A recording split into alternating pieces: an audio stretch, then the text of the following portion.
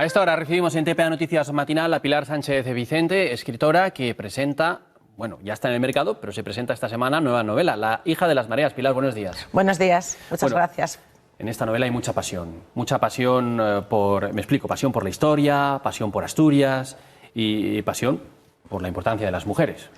Es una novela de pasiones desatadas, es una novela que nace precisamente de otra, de Mujeres Errantes, porque los clubs de lectura me demandaban hacer rutas literarias y en esas rutas literarias fue cuando descubrí que nos faltaba la gran novela de ese gran Gijón, que era el de finales del siglo XVIII, con todo el desarrollismo urbano que estaba propiciando Jovellanos, la época del florecimiento de los palacios, la época en que tenemos ese puerto por el que entran desde las especias a los esclavos, a los libros prohibidos por la Inquisición. Y es una época muy floreciente que se fue al traste con la Guerra de la Independencia, cuando Carlos IV vende el país a Napoleón, y entonces al entrar por 30 millones de reales y un palacio en Liguria, lo vende, y entonces al entrar y provocar la Guerra de la Independencia, bueno, pues cuando la ciudad entra en un verdadero cataclismo, porque va a ser una época salvaje, y eso yo creo que queda muy bien reflejado en la novela, tanto en Gijón como en Oviedo. Bueno, pero habla que tiene una inspiración en Mujeres Errantes, pero básicamente porque hizo esas rutas literarias y ahí dijo, falta esto, pero no tiene nada que ver una novela con otra. No, no tiene nada que ver una novela con otra, excepto que hay una parte de la novela que se desarrolla en Cimavilla como escenario, en lo que era el antiguo Sisión, evidentemente, y en eso es lo único que tiene que ver. La protagonista es una mujer que yo creo que es el espejo de las mujeres de esa época, porque siempre sabemos que las mujeres se ocupaban casi al 100% del comercio al por menor, sabemos que había profesiones exclusivamente femeninas, pero por ejemplo lo que desconocemos mayoritariamente es que había mujeres filósofas o mujeres impresoras. Mujeres impresoras, como mi protagonista Andrea Carballo, habrá un montón de ellas en España en realidad. Por eso ella representa todo ese movimiento de mujeres que había en este siglo que intentaban romper con ese papel secundario que ya nos había asignado Aristóteles y que a partir de ese momento el catolicismo fue ocupándose de relegarnos a esa segunda parte, ¿no? Sí, bueno, entonces es una oportunidad también de dar voz a estas mujeres un poco olvidadas en la historia.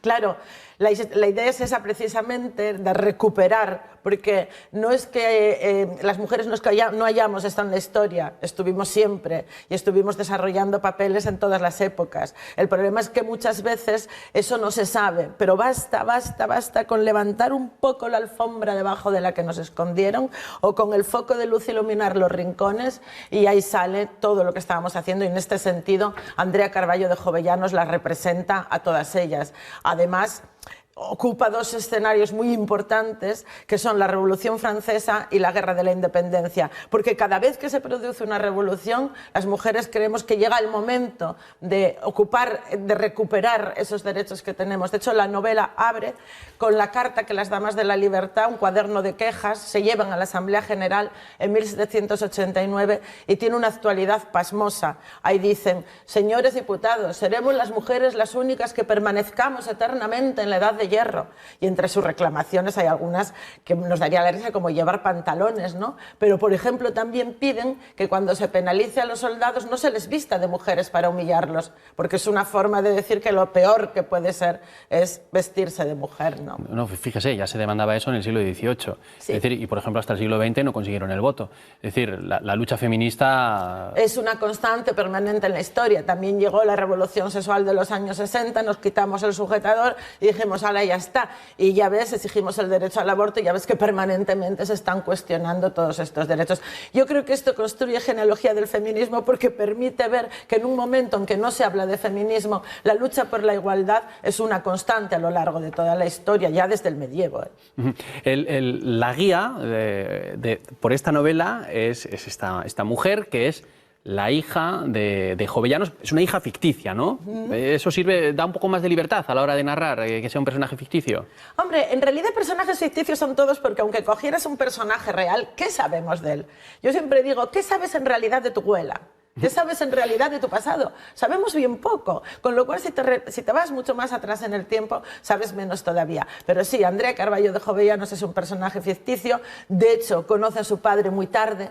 Lo conoce muy tarde, ya cuando ya tiene 33 años. Pilar, no me desvele nada, ¿eh? Bueno, vale, No me no desvele hago nada. spoiler. No, no, porque la emoción del libro, que la gente vaya a la librería, ¿no? Uy, pero la emoción del libro no se pierde con estas pequeñas cosas, Bueno, pues porque entonces, es un libro que huele a pólvora, que huele a sangre, que huele a humedad. Es un libro que yo creo que revuelve, ves los ahorcamientos, ves las cabezas sangrientas colgando de las picas, descubres cómo era la sociedad en ese momento y sobre todo, yo insisto, el fragor de las batallas, porque las escenas, Oviedo sale de una manera especial, Oviedo y Gijón tienen un protagonismo total, y esos momentos de la guerra de la independencia que acaban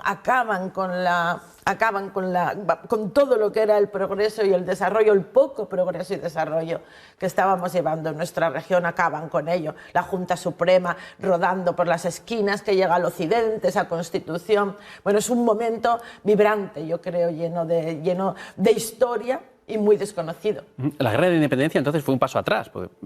Claro, la guerra de la independencia supuso el fin de todo, porque por un lado sí es cierto que el gobierno de José I Bonaparte abrió la libertad de imprenta, abrió muchas libertades, pero a la vez teníamos una guerra. El poder estaba fragmentado y dividido. El poder de José I era mínimo, se levantaban todas las juntas supremas en cada provincia, en las juntas provinciales, estaban las Cortes de Cádiz intentando hacer la Constitución, pero fíjate, por ejemplo, las Cortes de Cádiz ni siquiera se plantearon el sufragio femenino, cuando en Francia sí que hubo un fuerte movimiento de las mujeres para que se hiciera. Sin embargo, en Francia lo mismo, cuando llegó la hora de la verdad, en lo único que consiguieron la igualdad fue en subir a la guillotina y poco más. Luego llegó Napoleón, se acabó el sufragio universal masculino, volvió a ser censitario. Y yo creo que las personas, los liberales, quien persigue la justicia social, al final siempre son los grandes perdedores de la historia. La estoy escuchando y digo, qué importantes son estas novelas o qué interesantes pueden ser para aprender historia, ¿no? Para, a lo mejor en los colegios, en las escuelas, en los institutos, ¿no? Leerse una novela de estas y decir, caray, ¿esto pasó aquí? Claro, decía Semprún que la historia se aprende en las novelas, no se aprende en los libros de texto. Yo creo que alguien que quiera leer, que alguien que lea una novela histórica, con un trasfondo histórico bien documentado, lo que le abre no es solamente puertas al conocimiento y a la imaginación, lo que le despierta es la curiosidad, que es lo más fantástico que tenemos. Todos somos ahora un poco biónicos, andamos con el móvil pegado en la mano, ¿no? Tenemos todo el mundo a nuestro alcance. Bueno, pues si te encuentras con episodios históricos, si te encuentras con personajes reales, es muy fácil mirar y de una cosa lleva a otra, y yo creo que es muy necesario conocer la historia para no repetirla y sobre todo para descubrir que cambiaron muy pocas cosas, ¿no? Realmente. Y usted no habla por hablar, usted se ha documentado bien, usted es historiadora y ha estado, me decía, bueno, dígaselo a los espectadores, ¿dónde se documenta una escritora de novela histórica? ¿Por dónde está? ¿Es un ratonín de biblioteca? Bueno, en este caso sí que fue un poco más ratón de biblioteca todavía, porque manejé muchísimos protocolos notariales, el testamento del Marqués de Camposagrado, el testamento del Marqués de Vidalegre, porque ahí detallan hasta la más mínima la calidad de la alfombra, los lavamanos, aguamaniles, todas las medicinas que tenían, las bebidas, las comidas. Y claro, eso a la hora de luego componer una casa, componer una historia, te da una velocidad tremenda. Quiero decirte, te vas a encontrar realmente cuál era el sueldo de los criados de la época, la diferencia entre criados arriba o abajo, pequeños detalles que no se notan en la lectura, pero que dan esa consistencia y proporcionan esa información a los lectores que realmente yo creo que te permiten sumergirte de lleno en ella y descubrir, bueno, y vuelvo a insistir, descubrir esa parte de nuestro pasado que nos forma y que muchas veces ignoramos. Lo que está claro es que yo creo que leyendo esta novela no nos vamos a aburrir, porque si se traduce lo que usted dice a la novela, me explico, porque usted dice, yo escribo como hablo, y escuchándola tampoco se aburre uno, así que si escribe como habla no nos vamos a aburrir, aunque dice que escribe más limpino. Hombre, eso sí, porque yo reconozco que a veces cojo demasiada velocidad. Lo que quería decir con eso es que realmente no empleo muchas perífrasis, no le doy vueltas. A mí me gusta contar las historias de forma directa. Yo creo que a lo mejor no soy una excelente literata, pero sí soy una buena narradora de historias y ya me parece bastante. Y lo que me gusta es precisamente contar las historias con un lenguaje sencillo, que diría Gonzalo de Berceo, ¿no? Que con un lenguaje que realmente no eche para atrás a nadie, no le suponga un esfuerzo a la lectura, sino todo lo contrario. Lo que pasa que la ventaja es que yo escribo de esa manera, pero luego está corregido, pulido, limpio y ordenado, evidentemente. ¿Es una historia con principio y con final o habrá secuelas? No. Nunca hago secuelas porque yo trabajo, escribo en mi tiempo libre y agoto. Yo en cada novela es absolutamente diferente a las anteriores. Ahí dejo todo lo que sé y todo lo que soy de esta época. La maleta de documentación que manejé era tremenda. Libros de segunda mano, por ejemplo, para ilustrar las tertulias de Rebotica, para conocer esos pequeños aspectos minuciosos de todo. Entonces, otra secuela de lo mismo considero que no, porque quemo todo lo que tengo, lo doy todo en cada novela que escribo, diríamos, y en este caso lo que es el siglo XVIII y XIX lo doy por visto. Hablaba, en esta novela sale Gijón, Oviedo, entiendo que lugares reconocibles por todos los que conocen esas dos ciudades, también París. ¿Ha tenido que viajar a París para documentarse también? Sale en París y Oxford, y sí, por supuesto, porque ese París casi de las catacumbas, de los barrios, el París de la Revolución Francesa, la marcha de las mujeres hacia Versalles.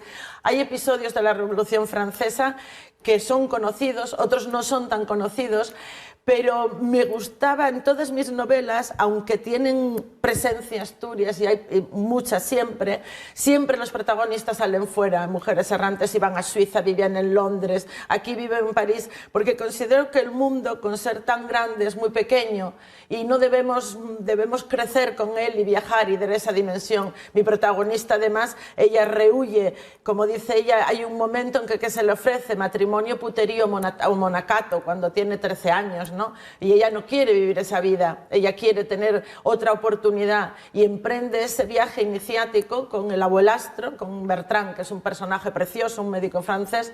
Emprenden ese viaje hacia París.